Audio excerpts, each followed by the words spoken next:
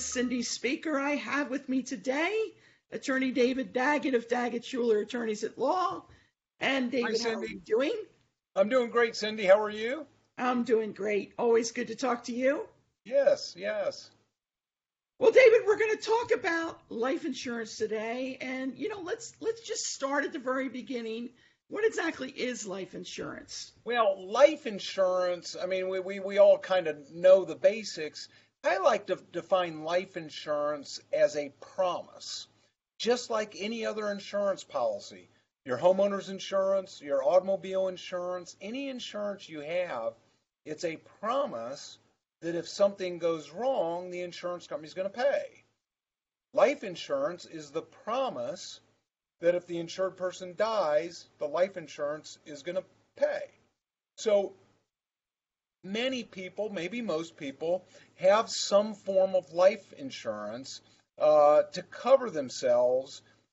And life insurance is a very unselfish thing because Yeah, it's to take care of the people that depend on you, right. depend on you for care, depend on you for um, uh, schooling, for income, for any of those sort of things. Yeah, And there's a huge kind of trauma that we have right now in society is that people die and there's not money to take care of the arrangements afterward. yeah, And again, life insurance can cover those sort of things, so it relieves the burden on your loved ones when you pass away. So life yeah. insurance is very, very important. It's a promise, it's a contract to pay those who are dependent on you or in need once you pass away of those benefits. Yeah, yeah. Well, and I think it's so important. David, I don't know if you know this. You do know that my father passed away at a young age. My mom Yes. was left with 5 kids. One of the things he did that, as you said, was very selfless and very precious that he did, he literally had life insurance on appliances, not on the home. So when my mother was left, things like the appliances, the big appliances, the home, everything was paid off through the life insurance. And it was so valuable because without it, I know that she would have been left in a situation Well, I mean unable to pay for no, that's the a perfect funeral. that's a Yeah, perfect situation. And if I can expound a little bit, stop me if sure. I'm getting too personal. But I knew your mother for many, many years, Yes, and your mother and father were from a simple background, yes. simple, hardworking people. They Hmm. had 5 children that they were both trying to juggle, discipline, and raise. And when the unfortunate occurrence happened with your father, if he was not prudent and didn't take care of those things in advance, your mother would have been in a really, really bad situation. Now, Yes. I'm not trying to minimize it. It was hard for her anyway, but if she didn't have that insurance in place, it may have been impossible, and she may not have been able to keep her kids. Yeah. Yeah, Yeah. so It was a tremendous help. so here's the issue on life insurance is literally in the United States, billions of dollars every year in life insurance goes uncollected. It doesn't get paid out. And typically, the typical person who is in need of life insurance is typically older, dependent, maybe doesn't have all their resources or connections in place in the community, that sort of thing. And it's very easy to get taken advantage of. So what happens is the insurance company finds a loophole in the insurance policy, says no, and the beneficiary, whether it's Cindy, it's you, your mom, or me, we don't know what to do or where to go or how to handle it. And the reason is because those policies, I mean, if you ever picked up and tried to read the fine print on one of those, I mean, they're impossible. Okay. Um, Yes. and so the ordinary person simply can't sort that out. Uh, the good news is we have expertise within our law firm, and we are very, very able to handle, sort out those claims. and quite frankly have quite a long track record of success in getting denied life insurance claims paid. Uh, That's very, very, excellent. yeah, very, very important for the survivors and people Sure. who are depending on those proceeds. I mean, the reason people get life insurance is because others are dependent on those proceeds in order to move forward. Right. And Right. to me, it's denying those claims is I was going to say an off-color word is bad, and Yeah. it's offensive to me. Yeah. So pursuing those claims is something that we do, and and if I can, I want to go into something a little bit akin to life insurance. And so, Sure. lots of times you see these ads on TV. I mean, there's a lot of them right now that you can get insurance to provide for your death, and you don't need a physical in advance and all that sort of thing. Have you been hearing those commercials? Oh, absolutely. Yeah, I mean they're all over. And the reason Yeah. is because it's very, very profitable insurance, but a lot of those policies are not life insurance policies. What they are is accidental death policies. So, Interesting. accidental death policy and life insurance policies, they got a lot of similarities, but on one, life insurance, basically you just have to die. Now there's more to it than that, but on accidental death, you have to die, and it has to be due to an accident. Right. Okay, and so unfortunately, because those accidental death policies, you don't have to have a physical and that sort of thing in advance. They're less expensive, but what that means is it people who are less fortunate and lower on the socioeconomic spectrum are the people that tend to get those policies. Yeah. Yeah. And so in a way it's taken advantage of those people, Yeah. and then when those claims are denied, they have no idea what to do, where to go, how to handle anything. And the truth is, there are very, very few law firms that have any idea how to handle those type of claims, and we do. Yeah. And we have handled many accidental death policies that have been denied that we are then able to collect upon. Um, so we're experienced Yeah. and very knowledgeable on life insurance policies and accidental death policies. We've been able to recover those proceeds for the beneficiaries who desperately needed those proceeds. And literally, like your mother, the situation your mother would have been in, we're able to make their life much, much better because of that. Yeah. Yeah. That's tremendous. And David, and I've known you for quite a while, and I know that your firm is really, you're really in a leadership position in dealing with these life insurance claims. You've been doing it for quite a while. Well, the other thing is, you can't just call us and say, "Do we have life insurance?" We have no idea on Right. that. However, many people have insurance through their employer. Yes. Uh, Many people, if you're traveling and you bought your tickets on your Visa or MasterCard, lots of times there's life insurance involved in there. So Okay. there's different places to Yeah. look. So you'll want Interesting. to look at those important papers. The other thing that you see in this day and time is companies being bought and sold, and the benefits from one company getting transferred to another company.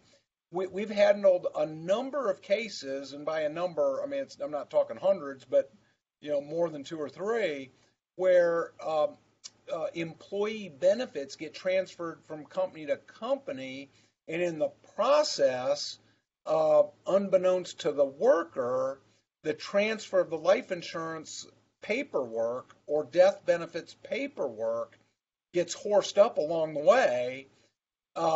The beneficiaries never even know it, and payment is refused. We've been able to go back, sort through that paperwork trail, undo the problem, and then force the insurance company and or the employer to pay on those benefits that their employee deserved and thought they had. This is So, quite complicated when you oh, get into it. I tell people, life insurance should be so simple. You Yeah, die, they pay. Much more complicated than that. Some of the policies that come through your employer, those policies may be covered by the federal ERISA law. So now what you need is an expert or a lawyer with expertise in the area of the life insurance policies.